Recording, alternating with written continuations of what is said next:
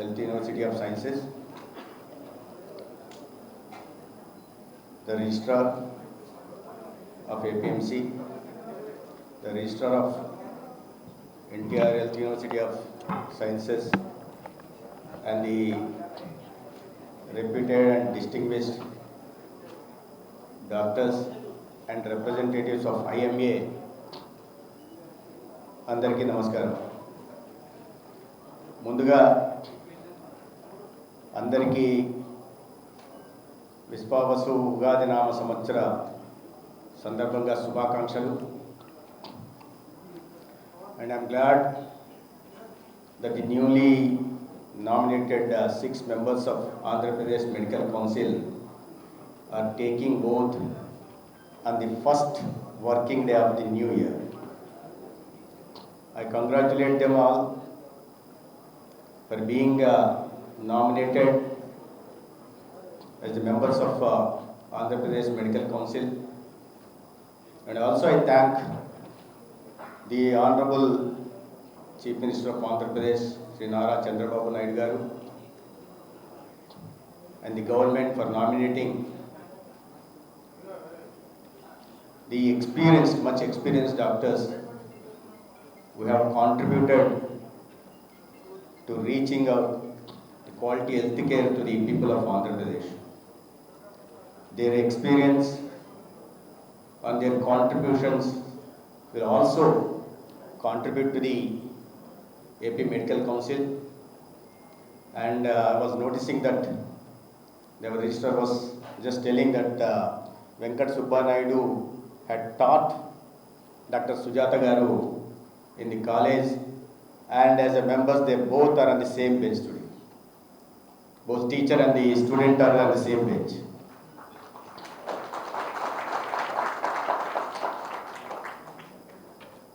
As all of you know that AP Medical Council is such an important body that not only takes care of registrations of the doctors, the renewals of the doctors, and also ensures the medical ethics and professional conduct of the doctors in providing quality health care to the people, and more particularly to the people of the Andhra Pradesh.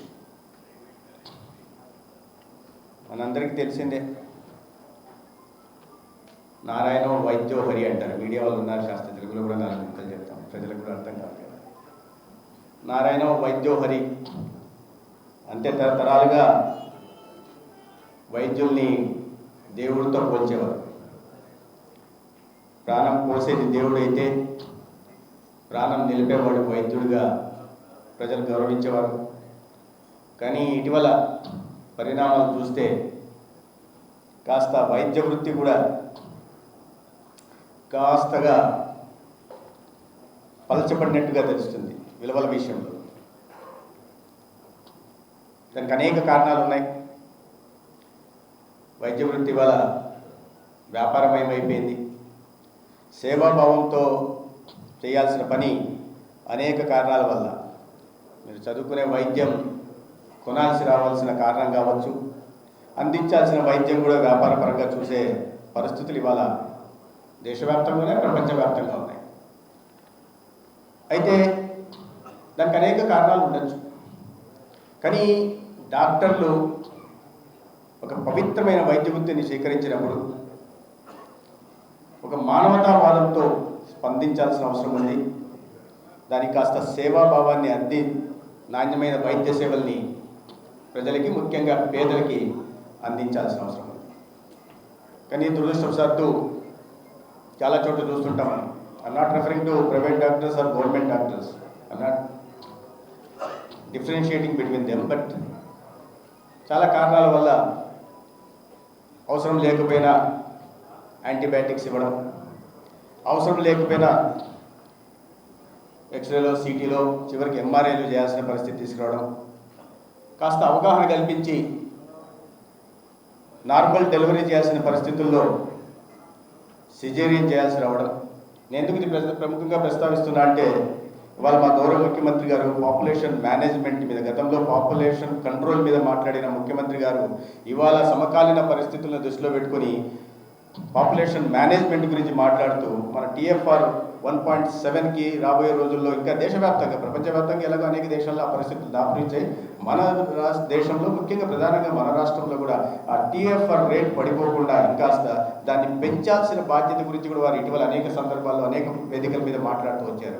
1.7 దాన్ని మనం 2.1కి తీసుకెళ్ళగలిగితేనే ఈ మానవ వనరులను మన రాష్ట్ర అభివృద్ధి కోసం ఉపయోగించడానికి అవకాశం ఉంటుందనే విషయాన్ని కూడా వారు చెప్పారు. కాబట్టి సిజేరియన్ వీటి మీద అవసరం లేకపోయినా సిజేరియన్ ఆపరేషన్స్ని ప్రోత్సహించకుండా నార్మల్ డెలివరీస్ అనేక రకాలు ఉన్నాయి. దాంట్లో వ్యాక్యూమ్ పులింగ్ మన ఎవరు నాకు చెప్తున్నారు అంటే ఆ ప్రజెంటేషన్ వాళ్ళ వ్యాపారం కోసం వచ్చి నాకు ప్రజెంటేషన్ ఇచ్చారు, కానీ తర్వాత ఆక్సిజన్ ఇచ్చి కూడా పెయిన్లెస్ డెలివరీస్ చేయడానికి అవకాశం ఉంది.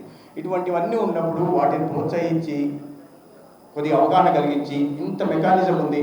మాకు పర్టికులర్గా ఆశా వర్కర్ దగ్గర నుంచి ANM దగ్గర నుంచి అందరూ కూడా శిక్షణ పొందిన వాళ్ళు. కాబట్టి ప్రభుత్వ డాక్టర్లు కానీ ప్రైవేట్ డాక్టర్లు కానీ నార్మల్ డెలివరీస్కి ఎంకరేజ్ చేస్తే బాగుంటుంది. ఆ పరిస్థితులు కూడా లేని పరిస్థితులు మనం చూస్తున్నాం. వాస్తవాన్ని మనం అందరం అంగీకరించాల్సిన విషయం, మీరు కూడా అంగీకరిస్తారని నేను భావిస్తున్నాను. అయితే దాంట్లో చాలా ఇబ్బందులు ఉన్నాయి. నిన్న నేను తెనాలిలో ఉంటే ఒక పేషెంట్ వచ్చాడు నా దగ్గరికి. సార్ మీతో 2 నిమిషాలు మాట్లాడాలి. చెప్పండి అన్న. ఏం సార్ తెనాలి ఆసుపత్రిలో సరిగా చూడట్లేదండి. నేను ఏం చూడట్లేదన్న. Doctor కోపడుతున్నాడు sir. ఎందుకు కోపడ్డాడు అంటే చూసి మా భార్యను పంపించేశాడు సార్ అన్నాడు.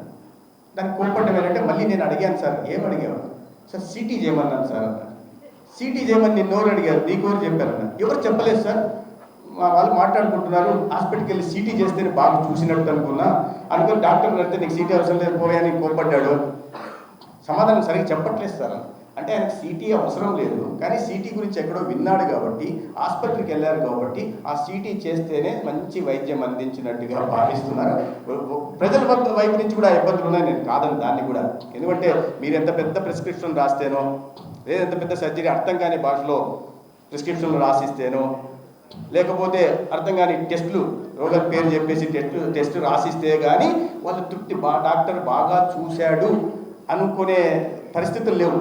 ఇవన్నీ రాసిస్తేనే 2 పేజీల ప్రిస్క్రిప్షన్ రాయించాలా, 4 రకాల టెస్టులు చేయించాలా, 5 సార్లు ఆసుపత్రికి తిప్పాలి. తిప్పితే అప్పుడు డాక్టర్ చాలా బాగా చూశాడు మమ్మల్ని పేషెంట్లు అనుకునే పరిస్థితులు కూడా ఉన్నాయి. కాబట్టి అటువంటి వాళ్ళ అవగాహన రాహిత్యాన్ని ఎక్స్ప్లాంటేషన్లు డాక్టర్లు చెయ్యకూడదు అనేది నా భావన. ప్రభుత్వ రంగంలో కానీ ప్రైవేట్ రంగంలో కానీ.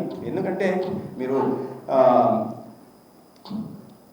హిపోక్రట్స్ కోర్స్ మీద మీరు ప్లెడ్జ్ తీసుకున్నప్పుడు మీరందరూ చెప్తారు ఎటువంటి సేవలు పేదలకు అందించాలా, ఏ రకంగా మీ జీవితాన్ని పేదల సేవ కోసం అంకితం చేస్తామని మీరు ఒక ప్లెడ్జ్ తీసుకున్న తర్వాత ప్లెడ్జ్కు లోబడి పూర్తిగా చేయమని నేను చెప్పలేదు, కానీ దానికి లోబడి ఉండడానికి ప్రయత్నం చేయాలి. వచ్చిన పేషెంట్ని కాస్త చిరునవ్వుతో మాట్లాడి కొద్దిగా పేషెంట్ ఏరి ప్రభుత్వ ఆసుపత్రిలో వల్ల ఓపికగా వినే పరిస్థితి లేదు. చెప్పకముందే అంటే డాక్టర్ పేషెంట్ నేను నా పరిస్థితి చెప్తాను. నేను ఇవాళ హెల్త్ మినిస్టర్ అయ్యాను, కానీ నాకు కొద్దిగా సర్వైకల్ ప్రాబ్లం, బ్యాక్ పెయిన్ ఉంటే ఒకసారి డాక్టర్ నారాయణ ప్రసాద్ గారి దగ్గరికి వెళ్ళి ఆయన నన్ను చూడకముందే, డాక్టర్ కామినేని శ్రీనివాస్ గారు కూడా నాతో వచ్చారు ఆ రోజు, ఆయన హెల్త్ మినిస్టర్ ఉన్నారు. ఆయన చూడకముందే నేను పేషెంట్ని డాక్టర్ గారికి చెప్పేస్తున్నా, నాకు ఈ ప్రాబ్లం ఉందండి, నేను ఎక్కువ ట్రావెల్ చేస్తాను, కంప్యూటర్ ఆపరేట్ చేసుకుంటాను, ఇది అది ఇది అని.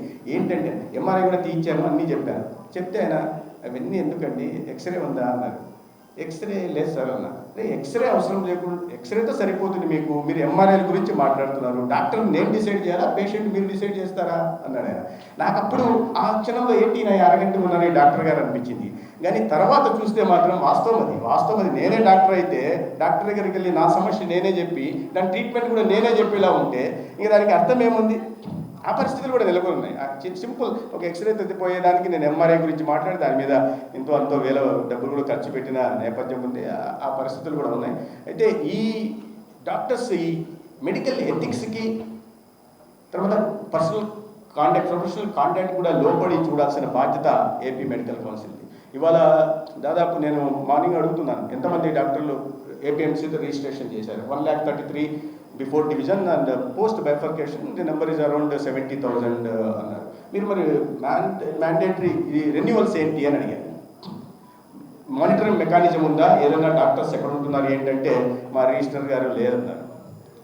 మరి the renewal is mandatory for every 5 years and you don't have proper data with you. and you don't have proper mechanism, monitoring mechanism, how will you know that the doctors are getting renewed every 5 years? They said they don't have any mechanism. ఏంటంటే దానికి justification కూడా ఇచ్చేశారు. చాలామంది ఫారిన్లో ఉంటారండి, లేదా out of the state వెళ్ళి practice చేస్తుంటారు కాబట్టి అని. కానీ మీరు మ్యాండేటరీ అయినప్పుడు ఎవ్రీ 5 yearsకి రెన్యువల్ ఎందుకు చేసుకోకూడదు? ఇప్పుడే చెప్పారు సిఎంజీ చేయాలి, ఇంప్రూవ్ చేసుకోవాలి, ప్రొఫెషనల్ దీంట్లో కొత్త ఇది వస్తున్నప్పుడు ఆ కొత్త టెక్నాలజీస్ వాడుకొని మరింత మెరుగైన వైద్య సేవలు అందించడానికి ప్రయత్నం చేయాలి. దానికోసం మ్యాండేటరీగా పెట్టిన నాకు తెలియదు. ఇక్కడ చాలామంది డాక్టర్లు ఉన్నారు, ఎంతమంది 5 ఏళ్ళకు ఒకసారి రెన్యువల్ చేస్తున్నారో, లేదా they have taken, I don't know whether they have taken APMC for granted. IMA president, మాజీ ప్రెసిడెంట్ చెప్పాలి, అందరూ ఉన్నారు కాబట్టి ఐఎంఏ రిప్రజెంటేటివ్స్ బహుశా రుచించకపోవచ్చు నేను ఈ మాట చెప్తుంటే. ఎవ్రీ 5 yearsకి వచ్చేసి చేయాలన్నట్టు అదేంటంటే it's a guideline, it's a rule. Then everybody has to adhere to it.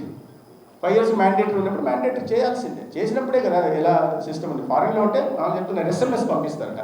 SMS పంపించి if they don't respond what will you do? You just keep quiet sir. But again next 5 years then again we'll send a SMS, then again don't respond, we'll keep quiet. The years together, decades together, many of the doctors have not renewed themselves, which is mandatory for every 5 years. చేయలేదు. దానికి ఒక proper mechanism అయితే develop చేయాలి. ఖచ్చితంగా ఈ కొత్త APMC ఏదైతే ఉందో ఈ కొత్త కౌన్సిల్ వాటి మీద ప్రత్యేకంగా దృష్టి పెడుతుందని నేను భావిస్తున్నాను. ఖచ్చితంగా పెట్టాలి కూడా. ఎందుకంటే మీరు ఆ మెడికల్ ఎథిక్స్ని ఫాలో కావాలి, ప్రొఫెషనల్ కాండక్ట్ కూడా సరిగా ఉండేలాగా చూడాలా. ప్రతి ఒక్కరికి రెన్యువల్ మ్యాండేటరీ ఏది ఉందో అది 5 years జరిగేలాగా చూడాలి. దానికి ఎటువంటి మెకానిజం మీరు డెవలప్ చేస్తారో, ఎటువంటి సిస్టమ్స్ తీసుకొస్తారో, ఇవాళ ఉన్న టెక్నాలజీని వాడుకొని ఏ రకంగా వాటిని గుర్తించే ప్రయత్నం చేస్తారో, ఏ దేశంలో ఉన్న ఏ రాష్ట్రంలో ఉన్న 5 ఏళ్ళకు ఒకసారి బయట దేశాల్లో ఉన్న డాక్టర్ కూడా ఇండియాకు రాకుండా ఉండరు కదా, వచ్చినప్పుడు వాళ్ళు చేసేలాగా చూడండి. అదేవిధంగా ఈ యాక్చువల్గా ఈ AP medical కౌన్సిల్కి 23 members, the composition is 23 members. 6 are nominated members, 4 are ex officio, the Vice Chancellor of Dr. NTR Health University and the Director of Medical Education and Director of Secondary Health and also the Director of Primary Health. So it's 10 members plus 13 are medical practice elected practitioners, they elect among themselves. Our system would have 2000, I'm told since 2008 the convention, the system is not being followed in the United Andhra Pradesh and also the post bifurcated the new state also, but see to it that all the 13 other members also elected from the doctors fraternity, and then only then the council will be complete and you will be able to perform your duties. ఈ సందర్భంగా రాజకీయ ప్రసంగాలు ఎక్కువ అవసరం లేదు, కానీ ఈ కొత్త మెడికల్ కౌన్సిల్ వీటి మీద ప్రత్యేకంగా దృష్టి పెట్టాలని చెప్పి, ఒకటి ఎథిక్స్ విషయంలో పదే వీటిని ఏ రకంగా చూడాలి, రెండోది రెన్యువల్ విషయంలో చూడాలి, మూడోది కొత్తగా రిజిస్ట్రేషన్స్. కొంతమంది నేను విన్నాను రిజిస్ట్రేషన్స్ లేకుండా కూడా కొంతమంది ప్రాక్టీస్ చేస్తుంటారు. మోస్ట్లీ ఫారెన్ మెడికల్ గ్రాడ్యుయేట్స్ ఉంటారు. ఎందుకంటే ఇటీవల చూశాను ఈ covid, because of the covid there are some issues with the granting of registration to the foreign medical graduates. చాలా చోట్ల వెళ్తే చాలా చోట్ల ఉన్నాయి. అయితే I want you to be empathetic towards those students. ఎందుకంటే వాళ్ళు ఎక్కడో బయట దేశాల్లో ఏదో ఆశలతో వెళ్ళి చదువుకొని వచ్చారు, ఉక్రెయిన్కో లేదా చైనాకో లేదంటే ఇతర దేశాలు ఫిలిప్పీన్స్కు వెళ్ళి వచ్చి చాలా విద్యార్థులు వచ్చి. అయితే సమస్య ఏమొచ్చిందంటే నేషనల్ మెడికల్ కౌన్సిల్ కొత్త గైడ్లైన్స్ ప్రకారం ఏదైతే అక్కడ ఆన్లైన్లో చేశారో ఆన్లైన్ పీరియడ్ని కాంపెన్సేట్ చేయాల్సింది. ఆ కాంపెన్సేట్ చేయకపోవడం వల్ల చాలామందికి రిజిస్ట్రేషన్ చేయలేకపోతున్నాం. సమస్య వాళ్ళకు తెలుసు, విద్యార్థులకు కూడా. అయితే ఎవరైతే కాంపెన్సేటరీ సర్టిఫికేట్స్ ఇచ్చారో, సబ్మిట్ చేశారో, వాటిని ఒకసారి త్వరగా ఎగ్జామిన్ చేసి తర్వాత మన ఇండియన్ ఎంబసీస్తో ఒకసారి చెక్ చేసుకున్న తర్వాత ఎటువంటి ఆలస్యం లేకుండా వాళ్ళు ఎటువంటి ఆ సమయాన్ని కోల్పోకుండా వారికి రిజిస్ట్రేషన్ చేసే విషయంలో కూడా. ఎందుకంటే all these months the only registrar was taking burden and also the blame from the foreign medical graduate students, because he was the only one all through who was dealing with the NMC and also students.